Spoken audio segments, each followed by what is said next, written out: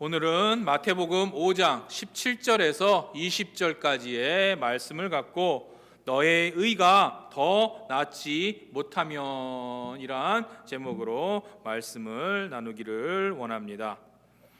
오늘 이 마태복음 5장에 있는 말씀은 예수님께서 산에 올라가셔서 말씀을 하신 그러한 말씀에 해당됩니다. 이걸 뭐라 그러죠, 여러분들? 산상수훈이라고 합니다. 5장과 6장까지 해가지고 다 하나님께서 산에 올라가셔가지고 제자들과 사람들에게 설교를 하신 예수님의 설교예요. 5장 초반부에 보면은 팔복에 대한 설교를 하십니다.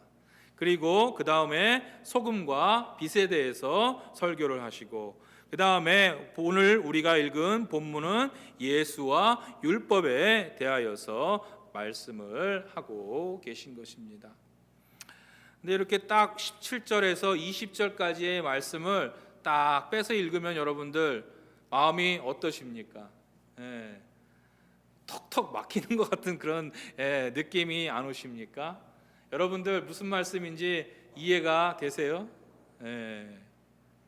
딱 이 4장 이렇게 딱 보면은 모든 분들이 이 여기를 딱 읽으면은 이게 뭔 말인가 맹해지는 그러한 일들이 벌어지곤 합니다.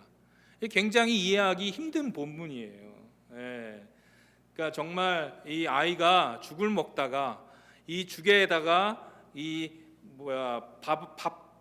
죽이 다 익지 않아서 밥이 그 안에 있어서 넘어가는데 힘들어하듯이 이 하나님의 말씀이지만 이 구절은 특히 우리가 소화하기에 쉽지 않은 그러한 구절이에요.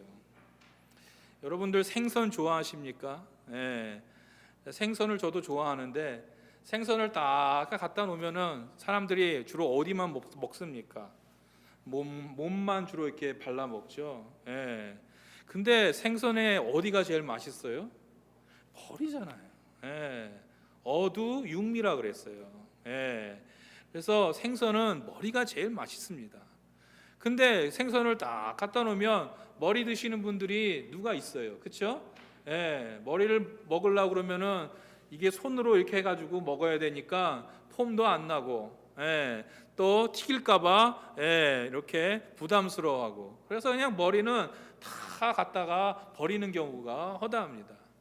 근데 이 머리를 먹어야지 정말 이 생선의 참맛을 알게 되는 것입니다. 이와 같이 오늘 이 본문의 말씀을 우리가 이해할 때 산상수훈의 진가, 산상수훈의 참 의미를 우리가 깨달을 수 있게 된다라고 말씀을 드리기를 원합니다. 본문이 그래서 굉장히 중요한 말이에요. 이 4절이지만 이 안에 기가 막힌 하나님의 진리의 말씀이 숨겨져 있다는 것을 여러분들 기억하시기 바랍니다.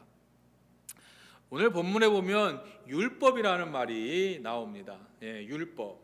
율법이라 하면 무엇을 말하겠습니까? 율법이라는 말을 원어로 해석하면은 다음과 같습니다. 바른 것, 다음에 기준이 되는 것, 그런 것이 율법이라고 말을 합니다. 다시 말해서 율법이라는 것은 모든 사람이 보기에 합당한 일과 합당한 제도와 합당한 문화, 이런 것을 통 털어서 율법이라는 이 말 안에 포함이 되어 있다는 것이에요. 여러분 한번 생각을 해보시기 바랍니다. 이 사회에도 법이 있습니다. 그렇죠? 근데 어떠한 법이 합당치 않다, 불공평하다, 불공정하다 하면 그 법이 제대로 통할 수가 있겠습니까? 그 법을 고치고자 할 것이고 그 법이 옳지 못하다 하여서 청원을 하는 사람들이 있을 것입니다. 이렇듯이 법은 만인 앞에 평등하고 또한 모든 사람에게 이루어야 된다는 그러한 철학을 밑바탕에 깔고 법이라는 것이 집행이 되는 것이고 만들어지는 것입니다. 여기 나오는, 그러나 성경에 나오는 율법, 이 율법이라는 말은 다른 그런 우리가 생각하는 법, 그러한 세상에서 얘기하는 법을 얘기하는 것이 아닙니다. 오늘 본문에 나오면 율법이나 선지자라는 두 단어로서 오늘 예수님께서 말씀하십니다. 여기서 말하는 율법이나 선지자를 말하는 것은 무슨 말씀이냐 하면 다른 말씀이 아니라 구약을 얘기하는 거예요. 구약. 예, 구약. 이 예수님이 지금 이때 계실 때 성경이 뭐였어요? 구약이었어요. 구약. 그렇죠? 구약이었고 모세 오경이었고 그 다음에 선지자들의 예언 말씀, 그런 것들이었어요. 그래서 여기서 보면 내가 구약을 폐하러 온 줄로 생각하지 말라. 폐하러 온 것이 아니요 완전하게 하려 함이라라는 것으로 말씀을 합니다. 참회록과 하나님의 도성이라는 책을 쓴 어거스틴이라는 성부가 있었습니다. 이 성부가 그런 말을 했습니다. 신약을 통하여서 구약이 나타나고, 구약을 통하여서 신약이 나타나고, 신약을 통하여서 구약이 드러난다라는 말을 하였어요. 우리가 지금 성경 66권, 구약과 신약을 다 통틀어서 66권의 이 권으로 우리가 성경이라고 하여서 갖고 다니면서 읽습니다. 이걸 하나님의 말씀으로 우리가 받고 읽습니다. 예수님께서는 이 하나님의 말씀, 다시 말해서 이 성경 66권, 이 66권에 대해서 오늘 말씀하시고자 하는 것이에요. 예수님이 오시면서, 예수님이 오실 때, 이 예수님이 오시면서 하신 일이 무엇이냐 하면 그동안 이어오던 구약의 말씀을 예수님께서 이제 총 집대성하는 그러한 일을 하신 것입니다. 예수가 온 것은 단지 믿지 않는 사람들을 구원하거나 아픈 사람들을 치유하거나 그러한 일을 위하여서 이 땅에 오신 것이 아니라 그동안 창세기부터 말라기까지 이어져 온 율법과 선지자들의 말씀을 다 이루고 완전하게 하시기 위하여서 이 땅에 오셨다는 것입니다. 우리가 구약을 읽을 때 재미가 없습니다. 그렇죠? 율법을 보면은 이거 하지 말라, 저거 하지 말라, 이거 해라, 저거 해라, 이런 식으로 탁탁하게 이어져요. 그리고 쭉 역사서를 읽어보면 사람을 죽이는 일부터 시작해가지고 온갖 세상사의 더러운 일들, 그러한 무시무시한 일들이 다 기록이 되어 있어요. 또한 선지자의 말씀을 보면은 앞으로 이 세상이 어떻게 될 것인가 하는 그러한 공포심과 두려운 마음이 들게끔 하는 그런 것들이 쫙 깔려져 있습니다. 요즘 성경 통독이 유행입니다. 여러분들 성경 통독을 하시는 분들이 있을지 모르는데 요즘 성경 통독을 하시고자 하는 분들이 많아요. 요즘은 옛날과 달라가지고 성경 통독을 한다 해가지고 성경 통독을 위하여서 30일짜리도 나오고 60일짜리도 나오고 90일짜리도 나오고 100일짜리도 나오고 막 이런 여러 가지 프로그램들이 개발이 되어가지고 성경 통독을 권장하는 그러한 일들이 요즘 많이 있습니다. 근데 여러분들 성경 통독을 혼자 하다 보면요, 제일 힘든 게 뭐예요? 창세기부터 읽는다고 하세요. 근데 대부분 분들이 창세기 5장 지나가면요 다 포기해요. 뭔 말인지 하나도 모르겠는 거예요. 그것뿐입니까? 어떤 분은 구약은 안 읽는다고 해가지고 신약만 읽으시는 분이 있어요. 그래가지고 마태복음부터 이렇게 쭉 읽어 나가세요. 근데 마태복음 20장 지나면은요 그냥 놔버려요. 네. 포기하는 분들이 많아요. 네. 기껏 읽어봐야 공간복음 읽을까 말까예요. 네. 왜 그럴까요? 왜 그럴까? 왜 그러냐 하면요, 우리가 성경 구약을 읽을 때 또한 신약을 읽을 때 포커스, 초점이 어디 있느냐에다가 어디에 두느냐에 따라서 읽을 수 있냐 없느냐가 구별됩니다. 다시 말해서 그 말은 무엇이냐면, 여러분들이 구약을 읽으실 때 그 구약을 읽으시면서 율법을 보고 하지 말라, 지켜라, 지키지 말라 하는 그것만 보지 말고, 또한 선지자들의 예언의 말씀, 두려운 말씀들만 보지 말고, 그 모든 말씀의 그 중심에는 오실 메시아 예수님이 있다는 그 핵심을 갖고 여러분들이 읽으셔야 구약을 처음부터 창세기부터 말라기까지 읽게 되실 수가 있는 거예요. 그러면 그게 정말 꿀과 같은 말이 되는 거예요. 또한 신약은 어떤 것이냐?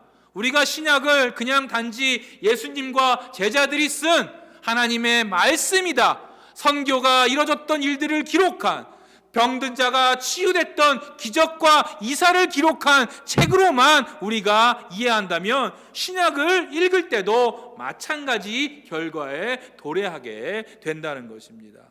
우리가 신약을 읽을 때 중요한 것은 구약의 선지자와 또한 하나님의 모든 예언들이 신약에 와서 다 성취됐다 하는 것을 우리가 포커스를 맞추고 초점을 맞춰서 읽게 되면 우리가 신약을 읽는데 더욱더 익사이트하고 더욱더 재미가 있게 된다는 것이에요.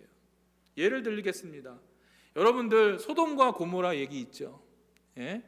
소돔과 고모라 얘기를 여러분들 들으면은 아휴, 저거 하나님 믿지 않고 그냥 우상 숭배하면서 살았더니 그냥 다 불태워서 온 도시가 활활 타버렸네 하는 두려운 얘기로만 들으시겠습니까? 그렇게 들으면은요 그냥 무서운 얘기예요.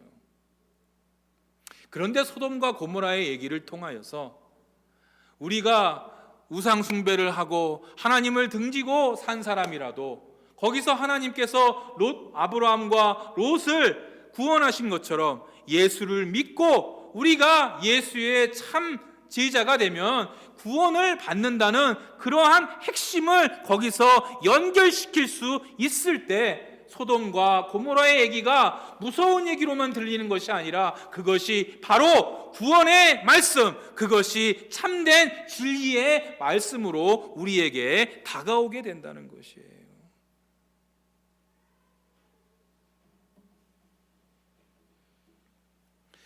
18절에 보면 진실로 너희에게 이르노니 천지가 없어지기 전에는 율법의 1.1획도 결코 없어지지 아니하고 다 이루리라 라고 말씀을 합니다.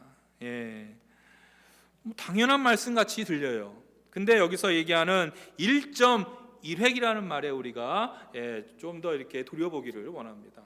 이 말씀이 왜 1.1획이라 했을까라고 우리는 생각을 해보면, 이 히브리어에 보면은 여러분들 히브리어를 보시거나 나중에 또 공부하실 기회가 있으면은 알 수 있겠지만, 히브리어는 자음과 모음으로 해서 이게 한국말하고 똑같아요.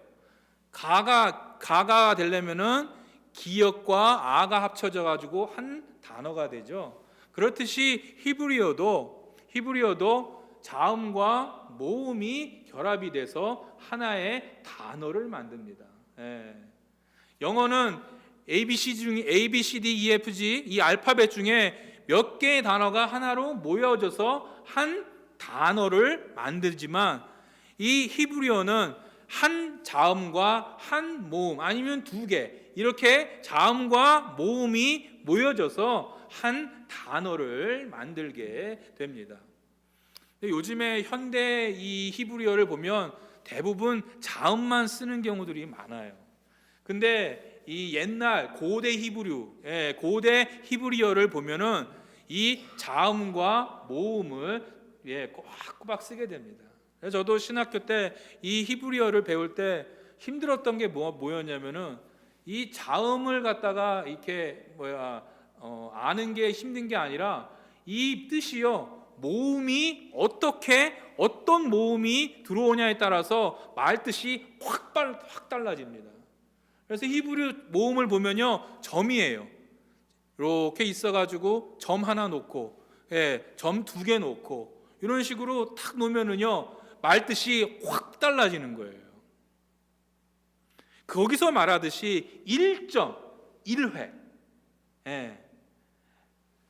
이 말씀의 1.1회, 우리가 읽는 모든 이 창세기부터 요한계시록까지의 이 모든 말씀은 하나라도 땅에 떨어지지 않고 다 이루어진다는 말씀인 것이에요. 이게 하나님의 말씀의 권위인 것입니다. 요즘 보면은 시국이 어려워가지고 예언하시는 분들이 많이 있어요. 어떨 때는 보면 점쟁이가 나와서 얘기도 하고요, 어떨 때는 목사님들 나와서 예언할 때 있고, 어떤 데는 보면 스님이 나와서 시국을 예언하는 사람들이 있어요. 말할 때 보면은요, 정말 그럴듯해요. 정말 그대로 될 것 같아요. 근데 다 그날이 이루어지면은요, 언제 그랬냐는 식으로 하나도 맞는 게 없어요. 그런 거 보면서요, 역시 사람의 말은 말이다, 완전할 수가 없다. 근데 하나님의 말씀을 창세기부터 요한계시록까지 읽고 또 읽고 읽으면은요, 하나도 버릴 것이 없고 하나도 안 이루어진 하나님의 말씀이 없다는 거예요. 앞으로도 다 이대로 이루어진다는 것이에요. 하나님의 말씀을 우리가 공부하면 공부할수록요, 지금 이 세상 돌아가는 게 확 눈에 보입니다. 그게 하나님의 진리의 말씀의 능력인 거예요. 그것이 다른 그러한 코란이나 아니면은 불경이나 이러한 다른 것들하고는 차원이 틀린 것이에요. 그러므로 누구든지 이 계명 중에 지극히 작은 것 하나라도 버리고 또 그같이 사람을 가르치는 자는 천국에서 지극히 작다 일컬음을 받을 것이요, 누구든지 이를 행하며 가르치는 자는 천국에서 크다 일컬음을 받으리라 라고 말씀을 합니다. 이제 하나님께서는 천국 얘기를 하세요. 우리가 가야 할 곳 어디죠? 천국이죠. 우리의 본향이 어디입니까? 천국입니다. 지금 예수님께서 우편 보좌에 앉으신 바로 그곳이 우리가 가야 할 곳입니다. 이번 주에 어떤 분을 만났는데 그런 얘기를 했어요. 딸이 17살인데 베이사이드의 파리바게트 앞에서 교통사고가 나가지고 이렇게 입이 완전히 이빨이 다 부서지고 크게 다쳐서 노쇼로 실려갔대요. 근데 이 엄마 아버지가라는 사람이 17살이니까 아마 제 또래나 아니면 좀 많아봐요. 우리 박 집사님, 그 정도 되는 부모인 것 같아요. 근데 변호사 사무실로 전화를 와가지고 하는 말이, 아이고 이거 보상 얼마 받을 수 있어요? 그거 물어보더래요.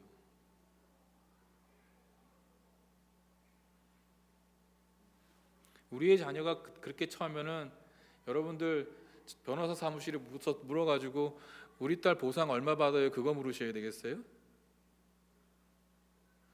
딸내미 교통사고 난 걸로 한몫 챙기려고 그래야 되겠어요? 그러면서 이분이 그 부모를 혼냈대요.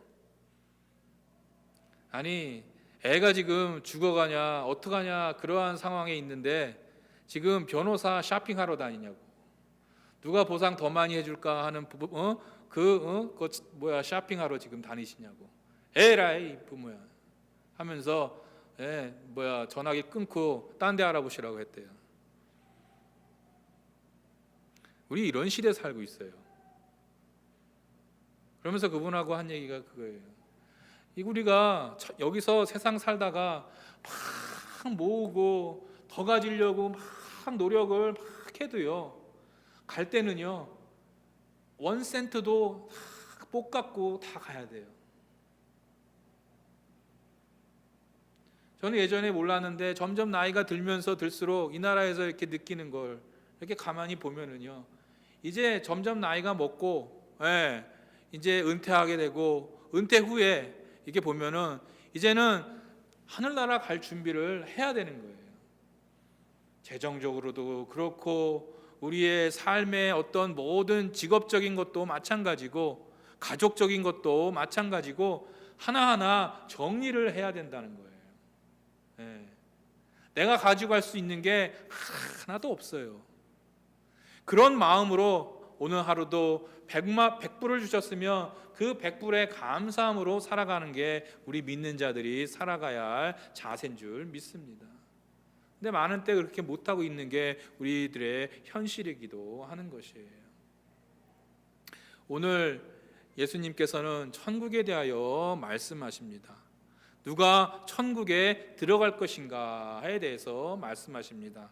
그러면서 20절에 보면 내가 너희에게 이르노니 너의 의가 서기관과 바리새인보다 더 낫지 못하면 결코 천국에 들어가지 못하리라 라고 말씀을 하십니다.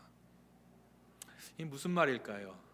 아니, 천국 들어가는 거는 믿음으로 들어간다고 했는데, 오직 예수를 믿는 믿음으로 천국 들어갔는데 왜 여기서 예수님께서는 너의 의가 서기관과 바리새인보다 더 낫지 못하면 결코, 여기서 결코라는 말로 아주 강조를 하세요. 결코 들어가지 못한다 말씀하실까요?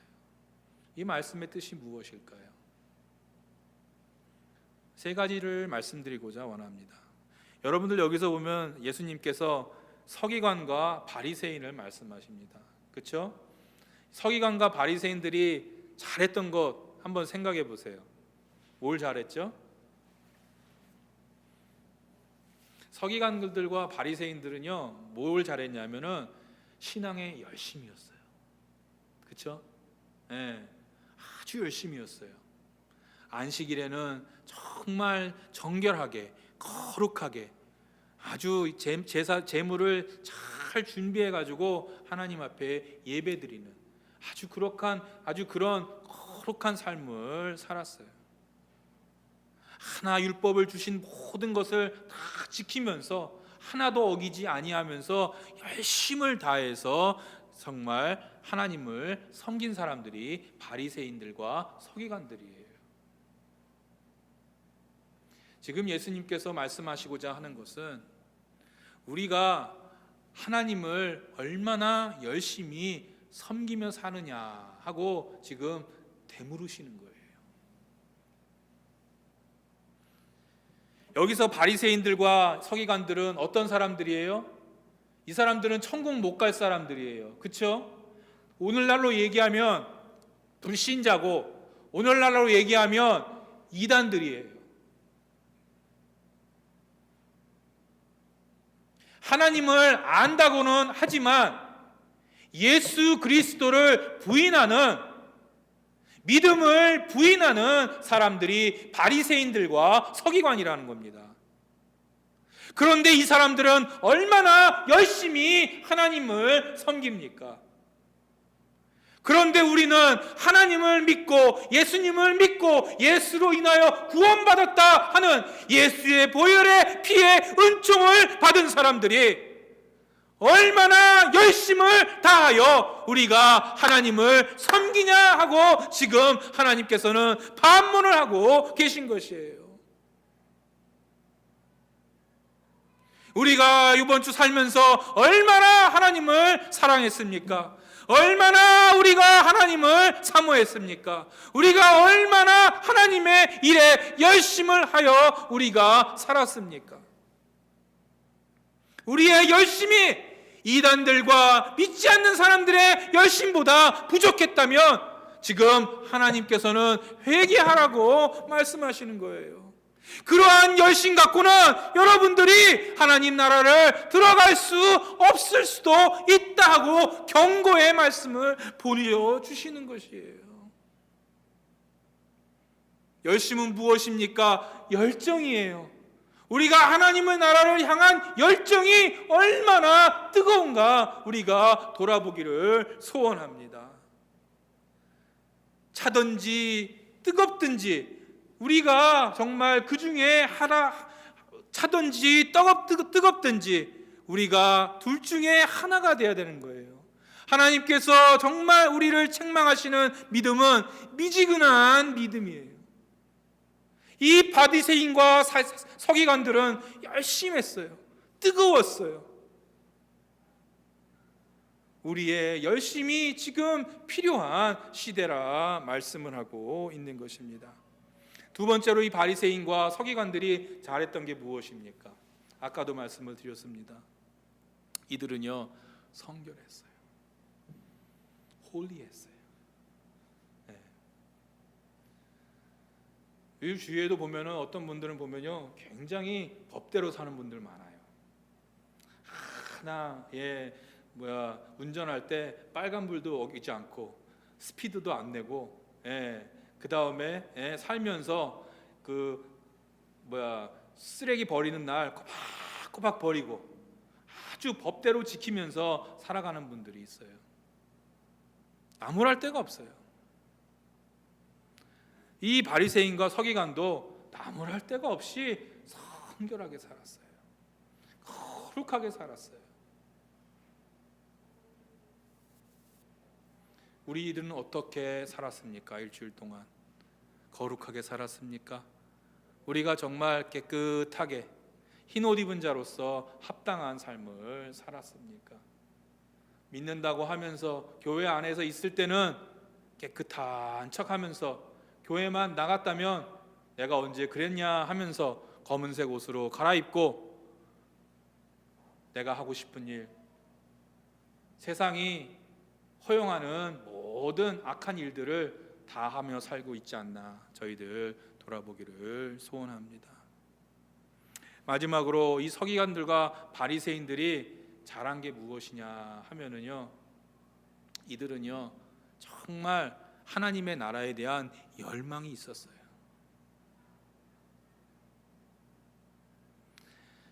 창세기 때부터 말라기 때 그 이후에도 300년 동안 선지자를 보내주지 않으시는 그 기간 동안에도 이들은요 하나님의 메시아, 하나님의 나라에 대한 열망이 식지 않았다는 것을 성경을 통하여서 알 수가 있습니다. 우리는 지금 살면서 얼마나 하나님의 나라에 대한 열망을 갖고 삽니까? 앞으로 임할 하나님의 임재와 하나님의 나라가 올 것에 대한 얼마나 열망을 갖고 살아갑니까? 오늘도 우리는 살면서 하나님 나라가 올 거는 뒤돌아보지도 않고 그저 나의 미래와 나의 안위와 나의 고의만 생각하면서 살아가고 있지 않나 돌아보기를 원합니다. 하나님의 나라가 오면요 다 없어져요. 다 없어지는 거예요. 가져갈 수 있는 게 하나 없어요. 그러면 그때는 하나님을 믿는 자는 같이 천사와 올라가는 것이고 하나님을 믿지 아니하는 자는 음부의 권세에 떨어지게 되어서 불구덩이의 심판의 나라를 살아가야 되는 두 가지밖에 없는 것입니다. 우리가 지금도 하나님의 나라에 대한 열망을 얼마나 갖고 살아갑니까? 우리의 이 열망이 적어도 바리새인들과 서기관들의 열망보다 작아서는 안 된다고 오늘 하나님께서 말씀하고 있는 것입니다. 우리 교회가 하나님의 나라에 대한 열망이 차고 넘치는 활활 타는 교회가 되기를 소원합니다. 우리 교회가 정말 성결하고 거룩하게 정말 하나님 보시기에 합당한 삶을 살아가는 권속들이 모인 그러한 교회가 되기를 소원합니다. 우리 교회가 정말 하나님의 나라에 대한 열심, 하나님의 일에 대한 열심이 뜨거운 그러한 용광로와 같이 활활 타는 그러한 교회가 되기를 소원합니다. 이러한 교회가 될 때 하나님께서 우리 교회를 더욱더 쓰고 우리 교회의 모든 권속들을 소금과 빛으로 쓰신다 하고 말씀하고 있는 것입니다. 여러분들 오늘 말씀 생각하시면서 우리가 예수로 인하여서 하나님을 더욱더 사랑하는 저와 여러분이 될 수 있기를 주님의 이름으로 축원합니다.